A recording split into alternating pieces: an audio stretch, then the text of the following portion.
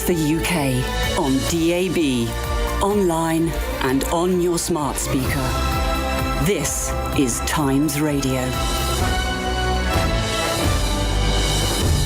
Well, let's talk more about the stories in today's papers with barrister, broadcaster and futurist Andrew Eborn. Good morning, Andrew.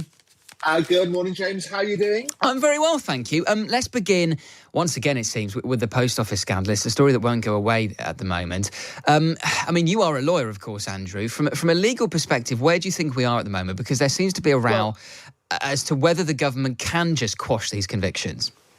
Well, I think it is, as we said last week when we addressed it and highlighted that it's going to be a major issue over the next few days, as we rightly predicted. It is one of the greatest miscarriages of justice in British legal history. And there's all sorts of talks now about getting the compensation and basically looking at what has to be done. It is a massive scandal. For those who haven't followed it, I mean, do look at the brilliant ITV drama. It is partly fictionalised, but a lot of it is true. And they're talking about paying compensation, £58 million compensation to 555 victims. Of the 736 convicted between 2000 and 2014, some were jailed after being bullied into admitting crime. Many were bankrupted and tragically 4 actually took their lives. So we need to look at that. And the basic way the compensation works is to put them in the same position they would have been in if the wrongdoing hadn't happened. And there were guidance issued by the government talking about where people have been imprisoned, for example,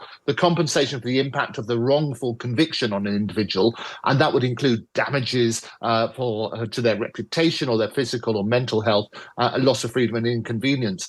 They also look at things like lost past or future earnings, as well as expenses or legal costs. The biggest thing, however, as we saw from the drama, is the massive impact this has had on genuine, great people who had done nothing wrong. It was a faulty computer system, and it's absolutely right that this should never, ever happen again. We must ensure that the lessons are learnt.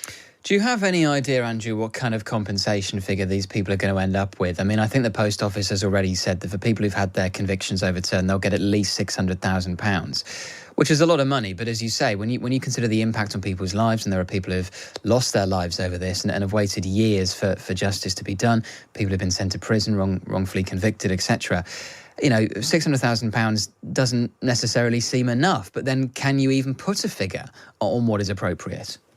Well, they can put a figure, and the government does indeed put a figure. It's there is a press release which went out on Sunday, the 6th of August, of wrongly convicted, no longer facing being charged for saved living expenses. You might remember that was the scandal beforehand, where somebody was in prison for a long time, and that part of their compensation, they said, well, we're going to deduct living expenses because you didn't have to pay those. And what they put the figure in for this particular thing, where the maximum amount of compensation payable under the miscarriage of justice system is £1 million for 10 or more years imprisonment, or 500,000 for up to 10 years. Obviously, some of these people didn't go to prison, and the basic principle is that you try and put them in the position they would have been in if the wrongdoing hadn't been committed. So you are looking at things such as lost earnings and so on and so forth, as well as the tremendous damage to their reputation.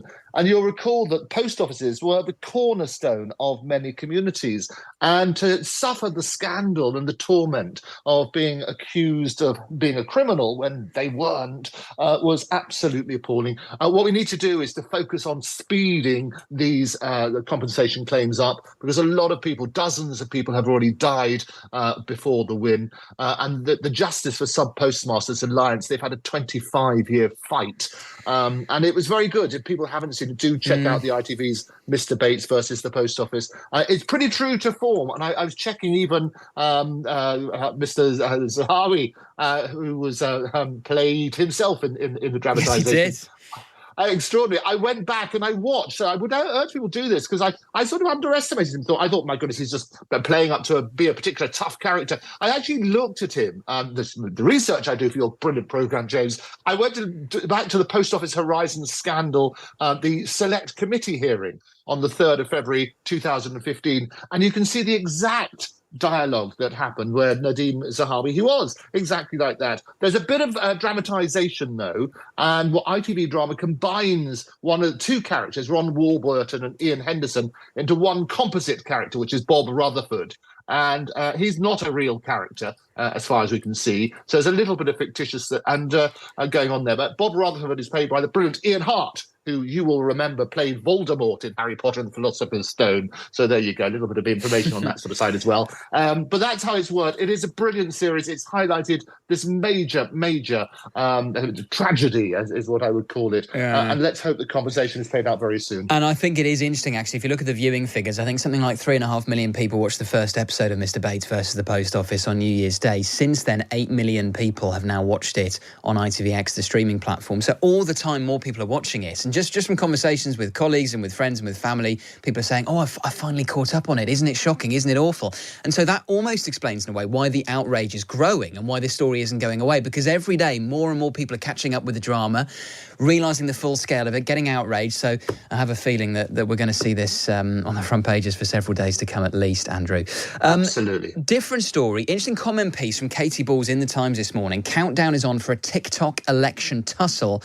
Both parties are preparing to throw mud on Twitter /X, of course, but we'll have a softer message for younger social media audiences. And, we live in a digital age. We've had so-called digital elections before, but whether TikTok could be the crucial platform at the upcoming general election is a really interesting point here, Andrew.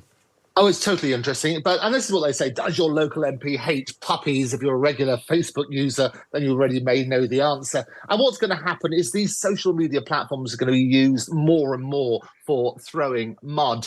And you might remember that in the last election, there was all sorts of campaigns. They did a Love Actually spoof with Boris Johnson, and brilliantly a parody by Topham Guerin is the name of the company that did that, the sort of PR company. And it's basically looking at that sort of side, how we're going to deal with the hearts and minds of people using social media. And as you know, I speak around the world about artificial intelligence and the massive impacts that's going to have on our lives. And artificial intelligence was voted as the word, although it's 2 words, of the year in 2023. Combine that with fake news, which was the 2 words in 2017. And this is going to be an extraordinary election. We're going to have a tsunami of AI-created fake news, fake audio recordings, fake videos, and so on and so forth.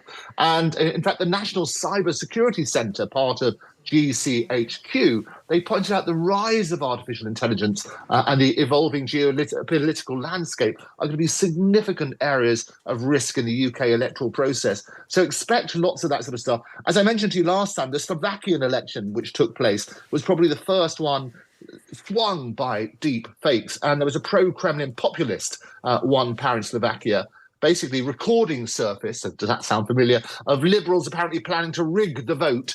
Those recordings were fake, but they were released about 48 hours beforehand. Combine that with what's going to happen on places like TikTok and so on and so forth. It's very, very powerful. And what's interesting, James, is audiences, as you know, are more fractured than ever before. And Ofcom, they did a 2023 survey, which makes sobering reading. Basically, while the BBC remains the biggest news source in the UK, Facebook was in 3rd place, with Instagram and Twitter and X making up the top 10. And newspapers are sadly dwindling. People don't get their news from that anymore. But TikTok, the Chinese video app, is in the top 20 and much higher when it comes to the younger age group. So you've got to look at all these different fields where you're going to have this attack for how you're going to attract that particular message. And the deepfakes thing is particularly fascinating. And I've heard some experts speculate that where they will be most effective is people will use them not necessarily to pretend that the candidates are doing anything scandalous, but to almost kind of use them in a jokey way. So, for example, you could well imagine a scenario in which people create a deepfake of Joe Biden falling over, for example, in the run-up to the presidential election, to kind of play into the fears about his age and stuff like that. And people could easily share it and whatever. And even if it's not true and not real, people might believe it, people might share it. It reinforces fears. So So how deepfakes are used in upcoming elections, I think, is a really salient point. Absolutely. As you probably know, I produce and present a brilliant series called Andrew Eborn's Fact or Fake and Fact. And we look at these sort of stories and how you can spot them and so on and so forth. But we always say that a lie goes round the world before the truth has got its boots on. And that's what happens. People love these little videos and so on and so forth, the fake recordings and so on and so forth. And so they share those in a way that the truth is not shared. And lots of research has been done by various people saying that people much prefer to spread lies because they're far more delicious than they are. Than the truth. And we're polluted at the moment with war stories, and the first casualty in the war is always the truth. And the new front line is online, as they say. And so we need to look at that sort of stuff. What I urge people to do in Fake or Fact, the series that I do, is just question everything. If something sounds a bit bizarre, or they're deliberately being led to basically downgrade somebody in the opinion of right-thinking people, then question why it might be published at a particular time, who's publishing it, and to what end. Andrew, always appreciate your time. Thank you so much. Andrew Eborn there, barrister, broadcaster and futurist. Across the UK, on DAB, online and on your smart speaker. This is Times Radio.